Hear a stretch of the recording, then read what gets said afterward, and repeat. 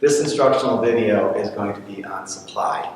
So the suppliers of the good are going to be the producers of the good, or the businesses or the corporations. So suppliers are typically the producers.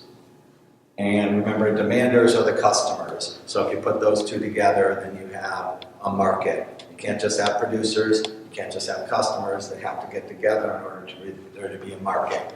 So the suppliers of the good are what their goal is they want higher prices. So they're willing to supply more of the good every time the price goes up. Their willingness to jump into that market or to supply more for that price goes up. So that's called the law of supply. The law of supply simply says that as the price goes up, the quantity supplied of some good X is going to go up as well. Or as the price goes down, the quantity supplied of some good X is going to go down. So we could look at this and say we're looking at the market for mowing lawns. Okay, so you're in the business of mowing lawns, and you are out there and you say, I got a lawnmower and I got gas and that's all I need. I have legs to walk and I have energy to push it. So I'm ready to start my own lawn mowing business. And you look out there in the market and you realize that you're only you get let's say that you're going to get $10 for mowing a lawn, and it takes you a couple hours to do it. So you look in here and say the price of mowing lawns, ML, and then there's a quantity supplied of lawn mowing. So the relationship between mowing lawns is as the price goes up. So let's say you're willing to mow. That's not a lot of money. So you might only be willing to mow 2 lawns a week for that price. Okay, it might even have to be really close to your house, and so because your costs have to be very low in order for you to mow a lawn for $10. But if the price was $80 to mow a lawn, you'd mow up from sunrise to sunset, and you would probably try to get in, let's just say, 20 of them a week. Right? So this might be 2 a week, this might be 20 a week. So this here we're measuring lawns mowed per week. And you notice that as the price went up, so the price went from 10 up to 80, the quantity supplied of lawns being mowed went up as well. So as the price went up from 10 to 80, so again we have a schedule, so the price is 10, quantity is going to be 2, and when the price is 80, the quantity is going to be 20. So as the price goes up, the quantity supply goes up. As the price goes down, the quantity supply goes down. So we're sticking with the law of supply here, right? And then this, to keep with our terminology, the same terminology that we used with the demand curve. When we move from, let's say, point A to point B, that's called a change in the quantity supply.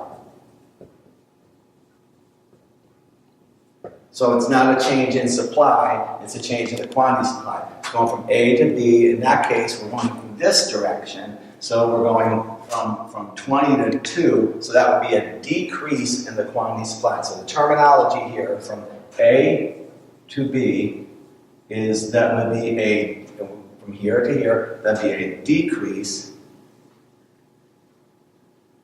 in the quantity supply. Not the supply, but the quantity supply. So why is it called a change in supply? Because to change the supply curve, you have to move the whole curve, left or right. So let's just say that in this case, when any movement along that curve is going to occur because there's a change in the price of that good. So when we move the price of the good, we end up moving along the line somewhere. So if we move the price, let's say 50, then we'd be somewhere in here at, let's say, 15. So So when the price changes, our quantity supplied will change. The only thing that can move us along that line would be a change in the price from 10 to 50 to 80.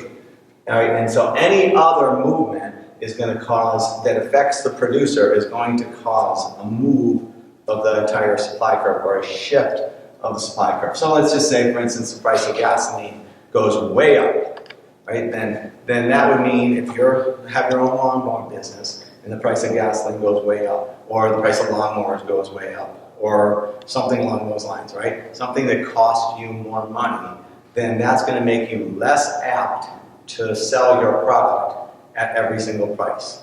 So when an increase in cost would affect the supplier of the good, so that would mean, let's say at $10, I might even be willing to only do one lawn now at $10. And at $50, I might be only willing to do 10 lawns. And at $80, I might be willing to do 15. Okay, so I have a new supply curve that looks kind of like this. And what caused that? What caused this was a change in my cost of producing that good. So it was an increase in cost of production caused the supply curve to shift to the left. So it was a bad thing for the business because that increase in cost. So we had a leftward shift, which is called the decrease in supply.